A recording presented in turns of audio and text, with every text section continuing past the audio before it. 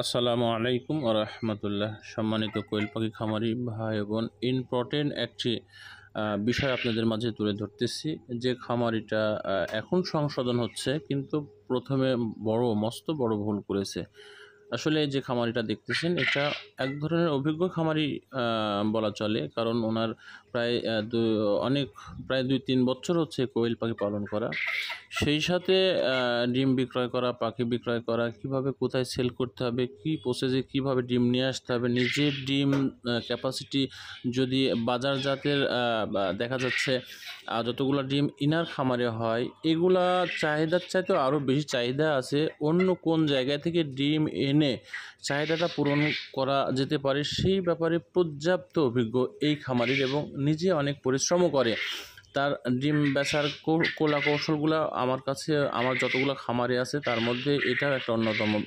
তো যাই হোক, তারপরেও অনেক সময় কথায় আছে না, যে অনেক বোঝার পরেও হেরে যায়। সেটাই হয়েছে এই খামারিটার। এখন সংশোধন হচ্ছে, সেটা আমি যাওয়ার পরে। কিন্তু ইনি এমন একটা মস্ত বড় ভুল করেছে এই বাচ্চার প্রতি, যেটা আপনারা যদি শোনেন, এর আগে আমি একটা ছোট ভিডিও দিয়েছি, সেটা আপনারা একটু অবাক হয়ে যাবেন। ওনার এখানে 5,000 বাচ্চা বোর্ডার করছিল, কিন্তু এই বিষয়টা তাকে আমি বারবার বলেছিলাম যে বুডার সিস্টেমগুলো এইভাবে করবেন না, এটা করবেন। তো ওই ভুলটাই করছে। উনি আমাকে বেশ প্রায় 3-4 দিন পরে ডাকছে। তো ওনার প্রচুর বাচ্চা নষ্ট হয়েছে, যেটা ভাষায় প্রকাশ করা যায় না। মনে করেন যে আমি এই যে বাচ্চাগুলা দেখতেছেন, এই বাচ্চাগুলা নিয়ে আসার পরে উনি পেপার বিছিয়ে দিয়েছিলেন, কিন্তু পেপারের নিচে যে গুঁড়াটা দিয়েছিলেন, এই গুঁড়াটা ছিল একেবারে কাঠের গুঁড়া, যার কারণে আপনার বিশেষ করে কাঠের গুঁড়ার উপরে উনি পেপার বিছিয়ে দিয়েছিলেন একদিন পরে উনি পেপারটা ওঠানোর পরে আর পেপার দেয় নাই, উনি সরাসরি কাঠের গুঁড়ার উপর দিয়েছিলেন। তো কাঠের গুঁড়া তো বিন্দু বিন্দু একবারে কণা কণা, একবারে ধারালো ধরনের। আর আপনারা জানেন, কোয়েল পাখিগুলা যদি নতুন গুঁড়া পায়, এনারা চোখ মুখ নাক ডুবায় খেলা করে। তো কাঠের গুঁড়া যখন পেয়েছে, তখন বাচ্চাগুলা বিশেষ করে তার মধ্যে খেলাধুলা করছে, এই কাঠের গুঁড়া তাদের নাক চোখের মধ্যে ঢুকে গেছে।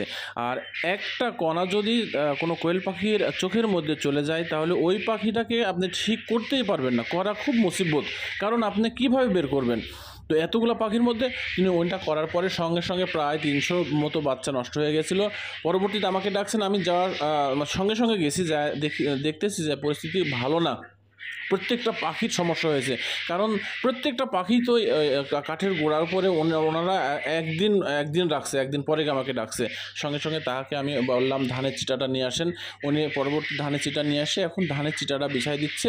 কিন্তু আসলেও যদি ধানের চিটা এখন বিছাইয়া দেয়, ওরকম ভালো রেজাল্ট পাওয়া যাবে না, কারণ কাঠের যে গুঁড়া কণাগুলা তার চোখের মধ্যে ঢুকে গেছে, হ্যাঁ, নাকের মধ্যে ঢুকে গেছে। এগুলার আপনার সঠিক সমাধান আসবে না। তবু দেখা যাক সেটা করতেছে, কি করা যায়। তবে আমি আপনাদের হুঁশিয়ারিভাবে একটা কথা বলবো, বাচ্চাকে আপনারা সব সময়ের জন্য কাঠের গুঁড়া ব্যবহার করবেন না।